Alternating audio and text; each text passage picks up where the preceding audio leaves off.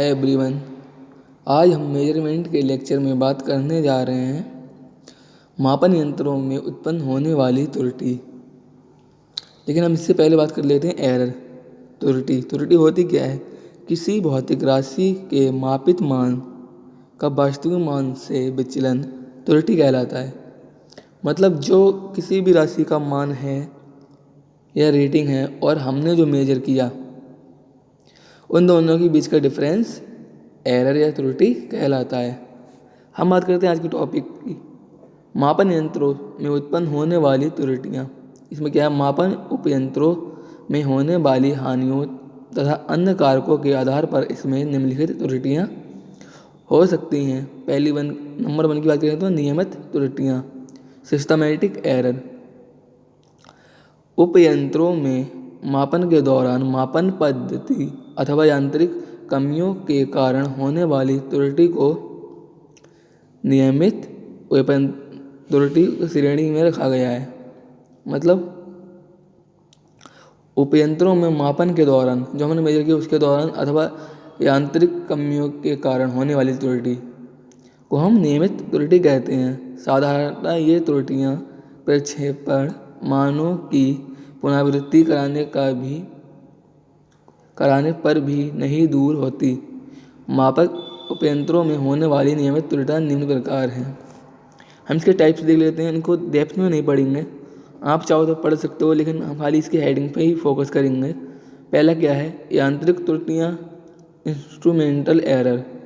Number 2 पर्यावरण संबंधी त्रुटियाँ, एनवायरमेंटल एरर। नंबर 3 रूपांतरण त्रुटियाँ, ट्रांसफॉर्मिंग एरर। नंबर 4 भार त्रुटियाँ, लोड एरर्स। नंबर 5 प्रक्षेपण त्रुटियाँ, ऑब्जर्वेशनल एरर। अब हम बात करते हैं नंबर 2 की, अनियमित त्रुटियाँ, रैंडम एरर। वे त्रुटियाँ मापन प्रणाली में होने वाली आकस्मिकता परिवर्तन करने के कारण होती हैं। ये धनात्मक तथा ऋणात्मक दोनों प्रकार की हो सकती हैं। इन श्रेणी की मुख्य त्रुटियाँ निम्नलिखित हैं।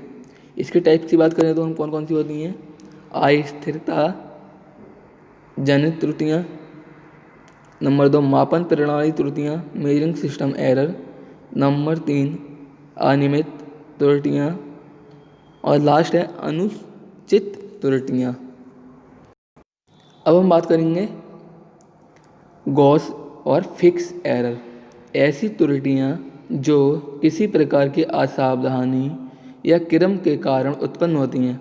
मतलब वे एरर जो किसी अवसादी या क्रम के कारण उत्पन्न हो जाती हैं, ग्रॉस एरर या फिक्स एरर कहलाती हैं। इन त्रुटियों के निम्नलिखित कारण हैं, जैसे मानवीय गलती के कारण, मतलब कोई भी मानव के द्वारा गलती हो गई, गलत समायोजन, गलत उपयंत्र का प्रयोग, कोई भी गलत इंस्ट्रूमेंट हमने प्रयोग कर लिया, गलत प्रक्षेपण।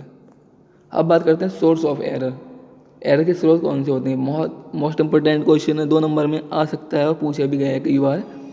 मापन में त्रुटि के बहुत सारे स्रोत होते हैं, जिनमें से कुछ निम्नलिखित हैं। तापमान समस्या, पृथ्वी उत्तर समस्या, रिस्पॉन्स की प्रॉब्लम हो सकती है। ध्वनि एरर, ध्वनि की प्रॉब्लम हो सकती है। पर्यावरण समस्या, पर्यावरण के कारण हो सकती है। प्रक्षेपण की समस्या। और लास्ट उपयंत्र के खराबी के कारण उत्पन्न समस्या। इसके बाद हम करते हैं इम्पोर्टेंट टर्मिनोलॉजीज, विशिष्ट शब्दावली। इसमें नंबर 1 है रिसोल्यूशन, विभेदन। किसी उपयंत्र का वह गुण या प्रॉपर्टी जो मापन उपयंत्र द्वारा मापन में प्राप्त सूक्ष्म वृद्धि को दृढ़तापूर्वक व्यक्त कर सकने का गुण, आसानी करने का गुण, उसकी दृढ़ता कहलाता है। किसी मापन उपयंत्र की दृढ़ता उसके द्वारा मापे गए उच्चतम सिग्नल तथा निम्नतम सिग्नल का अनुपात है। मतलब किसी मापन की दृढ़ता